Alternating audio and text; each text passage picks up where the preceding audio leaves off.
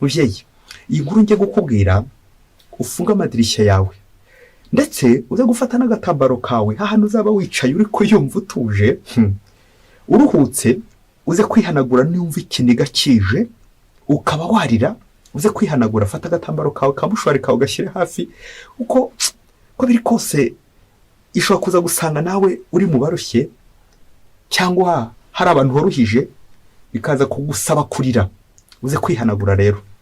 Umunsi umwe hirya kure cyane mu gihugu cya kure, Trelwe, ngo umugabo w'umukristo ngo yarakize cyane, afite ibintu bya mirenge, afite amashyo y'inka, akize cyane ibyo gukira bya bindi koko bavuga ngo uyu koko n'umukire, uyu n'umukungu, ngo yarafite n'abana.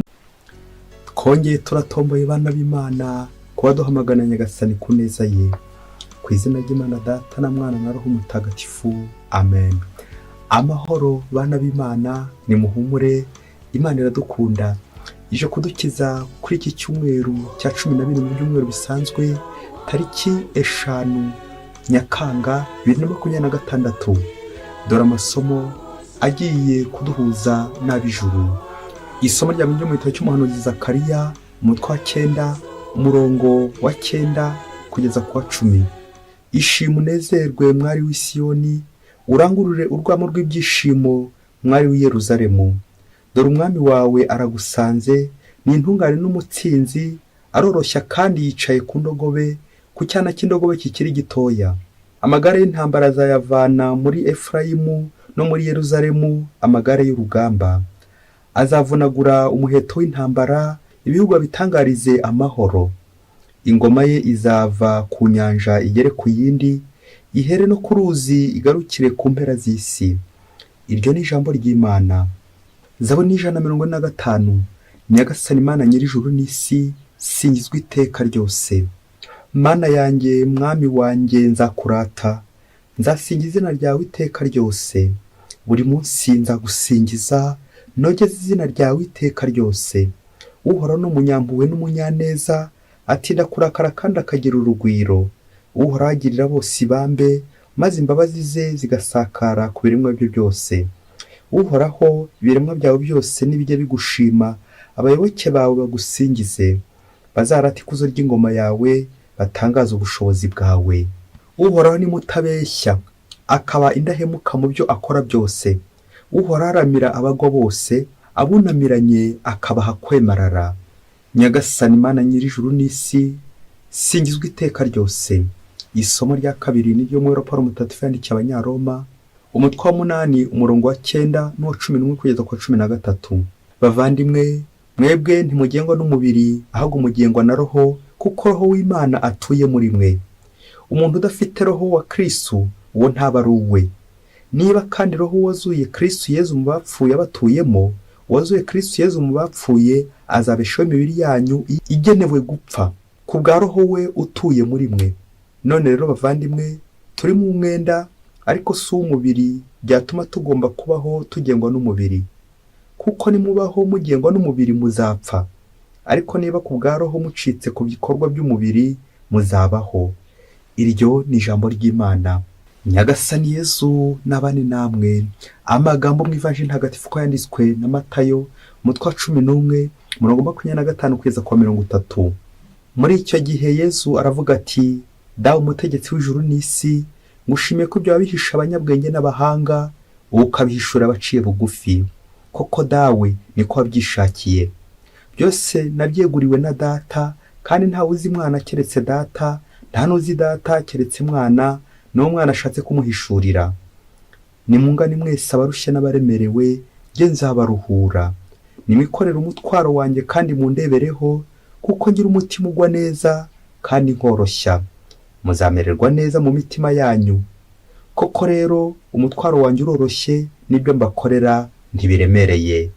Iyo ni Ivanjili ntagatifu. Abayoboke b'Imana, nimugire amahoro.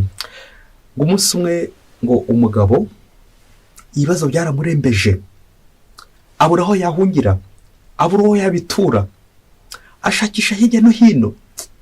Bishoboke ko mu nshuti ze nta n'umwe yarakibona umwegera, neza ari kuri burembe, hafi no kwiyahura. nuko aza gutekereza ati ariko ndamutse niyahuye nanone nazapfa bampambye y'ikigwari.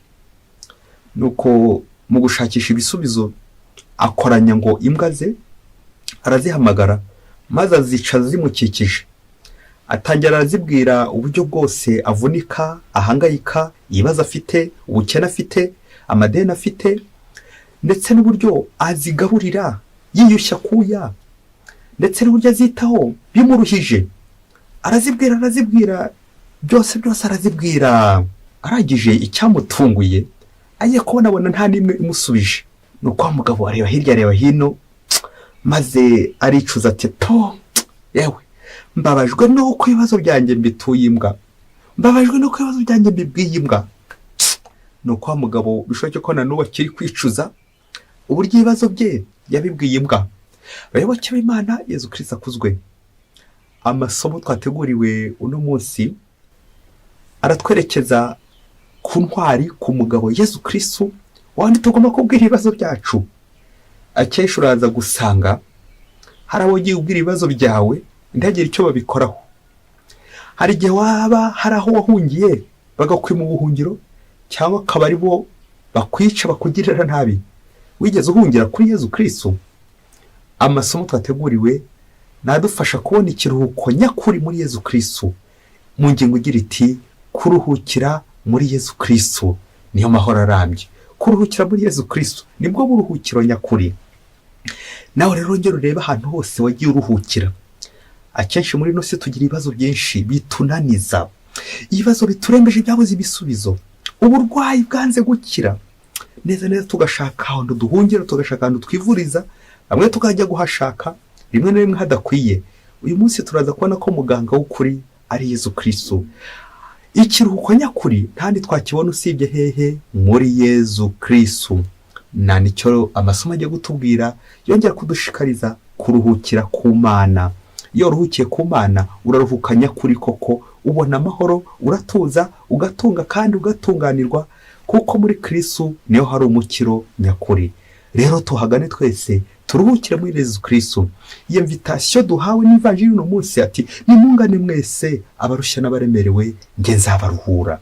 Kristo rero arifuza gukuruhura, arakureba akabona ushikamiwe, arakureba akabona hari ibibazo ufite, uburwayi ufite n'ibindi byose bigushikamiye bikubuza kumwegera. None arakubwira ati nimungane mwese, nawe urimo nanjye ndimo, wowe nanjye duhaye invitation nitugane Kristo maze turuhure. Isomo rya mbere twakiriye ryo mu gitabo cy'umuhanuzi Zakariya riratubwira imiterere y'Imana. Imana nyir'impuhwe, Imana yoroshya, Imana ikunda abantu, Imana yicisha bugufi. Ibyo rero bigatuma twese tuyibonamo, dushobora kuyisanga kugira ngo idusanganire.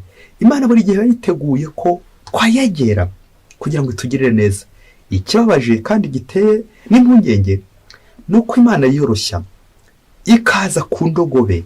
Indogobe bishatse kuvuga kwiyoroshya, ko yo idakoresha ibintu bikanganye cyane nk'intambara, amafarasi n'ibindi byose bijyanwa ku ntambara, ahubwo iza gucyana cy'indogobe, ikaza yiyoroheje mu ishusho yo kwiyoroshya. Ariko se ni kangahe mfata icyemezo nkayisanga?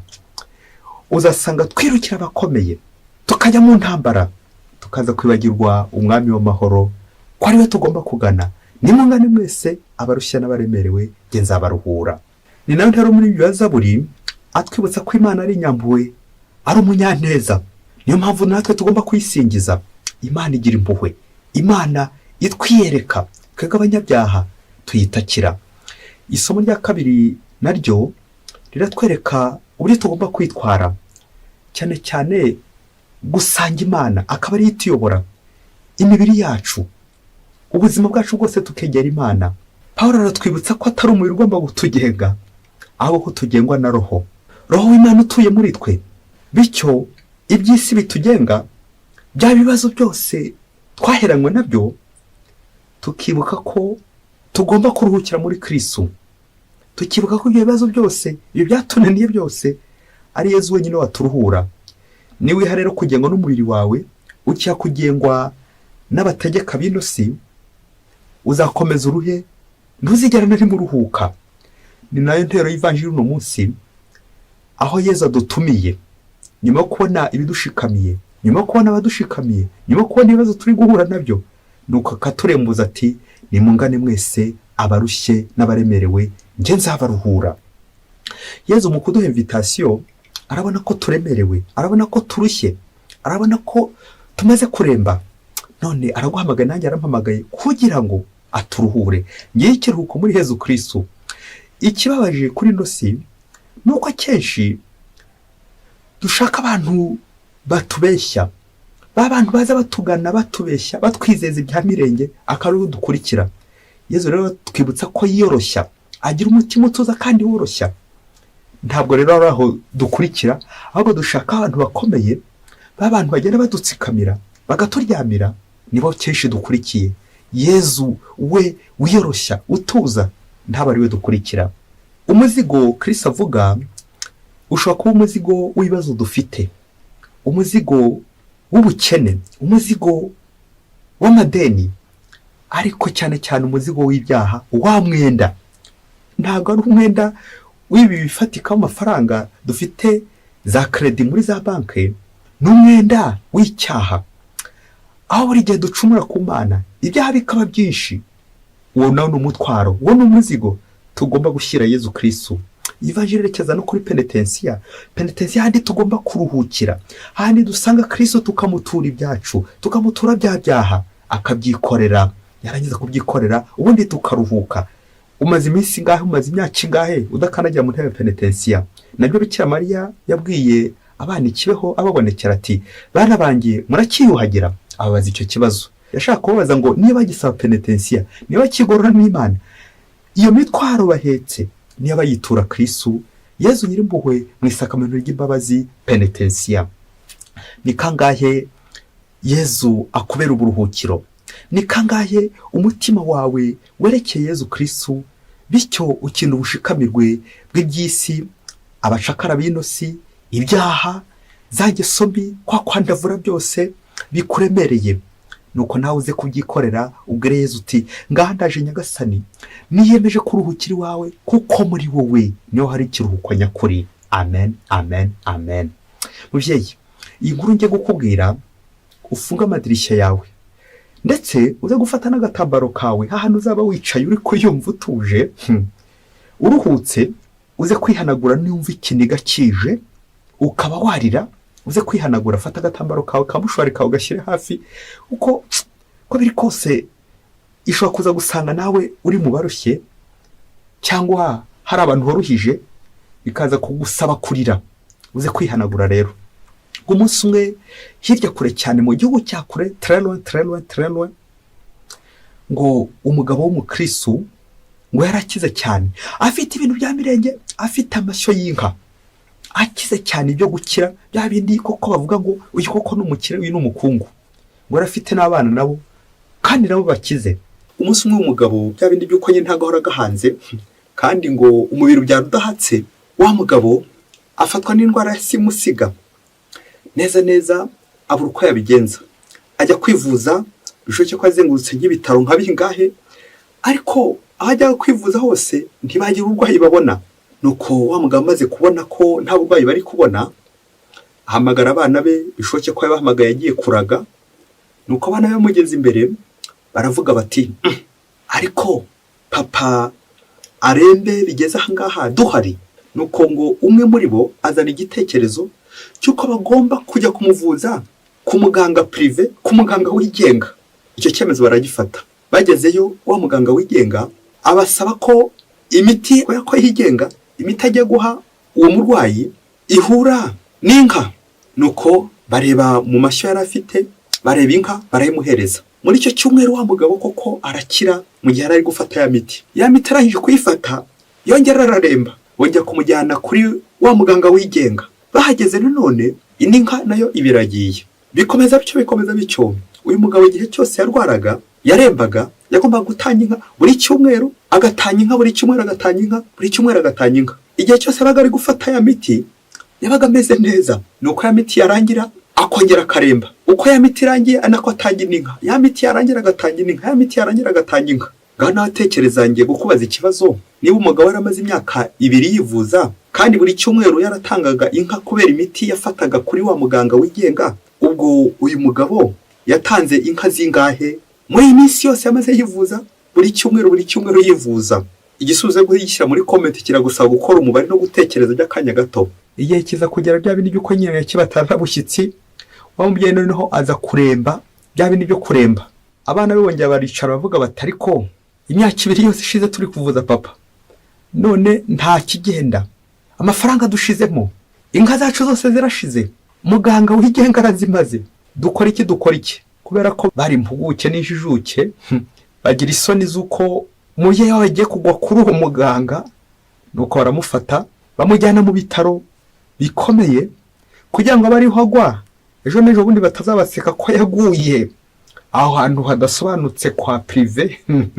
Maze abariho bamujyana, bamugejejeyo, muganga amupimye, muganga w'inzobere asanga uwo mubyeyi afite kanseri ikomeye cyane igeze ku rwego rwo hejuru. Ya miti bajyaga bamuha kuri wa muganga wigenga yaramuzahaje, ya kanseri ntagarura igifite. Nawe uri mukuru, wa mubyeyi yamaze igihe gito nyine kwa muganga, ati nukunanganaga abaritahiye yitaba Imana. Nyuma y'igihe kirekire babana basiga mu marira n'agahinda ko umubyeyi wabo utashye, uko buri gihe bashakaga indwara bakayibura, none birangiye bari kwicuza igihe kirekire bamaze, amafaranga yose bamaze batagaguza kuri wa muganga wigenga.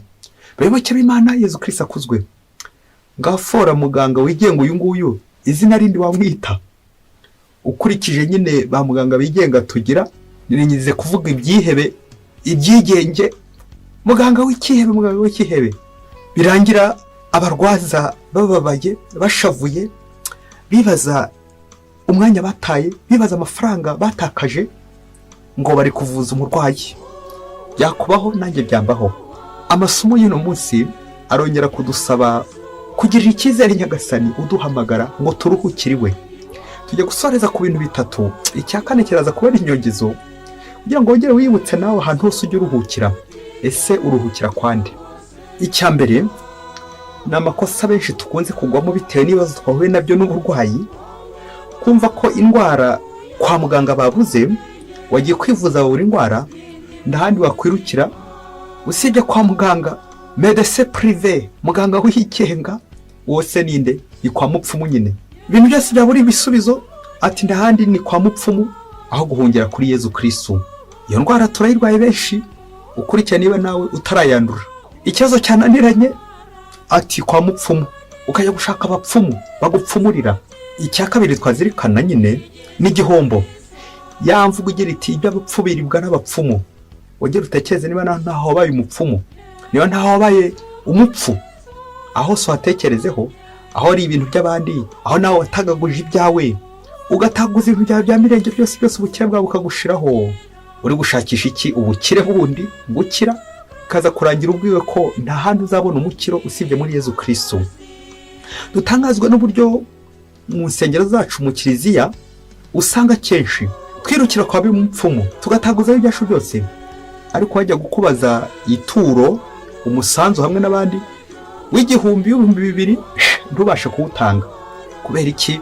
Hari indi nzira aho ubonye, hari ahandi wowe usorera amafaranga yawe, nuko abandi bagahora bashyira hamwe kugira ngo bashye kiliziya, ariko amafaranga yawe uri kwemarira kwa muganga wigenga, uzakubiza ibyuya, uzakubeshya ngo ari gukuvura, aho uri kuvura bikazarangira birangiye uko byatangiye.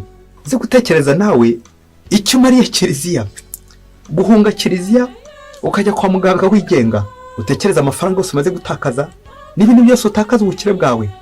Ariko wakubwira ngo ugira agasanzwe utanga mu kiliziya, ntako watanga. Ushyigikira ibikorwa by'impuhwe, ibikorwa by'urukundo, ntabyo utanga. Ariko ubukungu bwawe ugashira nyine mu bapfu no mu bapfumu. Icya gatatu nk'uko Yezu yabitubwiye, ni mungane mwese barushya n'abaremerewe. Abantu bose bashikamiwe n'abarozi, abapfumu, abababeshya, abatubuzi, abose inzira y'ukuri ni Yezu Kristo tugomba kugana twese. Igihe cyose uzumvira ayo majwi yabo bapfu n'abapfumu, bizarangira upfuye nyine nawe. Biradusaba gushyira mu bushishozi. Yezu duhamagara nta kiguzi aduciye, ntago tumwumvira, tumeze nka ya hene yanga gukurikira umushumba uyigaburira ubwatsi butoshye, igahitamo gukurikira muco muza kuyicomora ikirura kiza kuyitapfuna. Kongera dutekereze ibintu bya Yezu, c'est gratuit, gratuitement sans rien payer, n'ubuntu. Ni mungane mwese barushye n'abaremerewe, ariko iyo tugenda dutagaguza mu bapfumu no muri ba muganga bigenga aho ngabo bose b'amagendo ntibigira ingano. Yezu we yadusaba kumusanga ku buntu, tukanangira tukamwima amatwi, ahubwo tukamuhunga tukagenda. Ngubwo ubushikamirwe, ngiye imvune, nguwo umutwaro twikorera ubwacu, aho kuzanira Yezu Kristo ngo agire ate awikorera. Muganga w'ukuri, muganga kuru ni Yezu, niwe tugomba gusanga, niwe ushobora gutuvura by'ukuri, bundi tugakira ariko uriho no ku mubiri. Reka nsoreze ku nyongezo ya 4, aho nza kuguha umukoro. Twese turi ku isi, duhura n'ibibazo, duhura n'ibitotezo, duhura n'uburwayi. Ese ujya utekereza igihe uzahura n'uburwayi bukomeye cyane, bukaba bwagukura kwa muganga mu bitaro, rimwe na rimwe bukagukura muri kiliziya, bukagutegeka kujya ku muganga wigenga. Ndi kwinda kuvuga umupfumu, abapfumu bataza kundakarira ko tubima umugati kubera kurushaho kugenda twerekana uburyo batuyobya n'uburyo badushikamiye. Ahubwo ndashaka kugusaba gutekereza igihe uzahura n'ibyo bibazo byakurenze, uzahungira he, uzaruhukira hehe? Ukomeze uhatekereze, uko turi kuri nosi ntagahora gahanze, kandi ngo uritonda utagowe uhagaze. Ongera rero igihe ibibazo byakurembeje, aho uzahungira, aho nawe ntuzahunga kiliziya ugahunga Yezu, ukajya kwa muganga wigenga, ukaba wakwikura amashitani, ibibazo n'ibindi byinshi cyane bikuyobya, bigushikamira, bikazarangira urangiye urushye, aho gusoreza ku kiruhuko. Yezu Kristo we muganga w'ukuri. Ibaze nanjye nibaze. Mwese mugire icyumweru cyiza. Imana ibahe umugisha. Imana Data na Mwana na Roho Mutagatifu. Amen. Padiri Masumbuko Ladislas wa Diocese ya Cyangugu.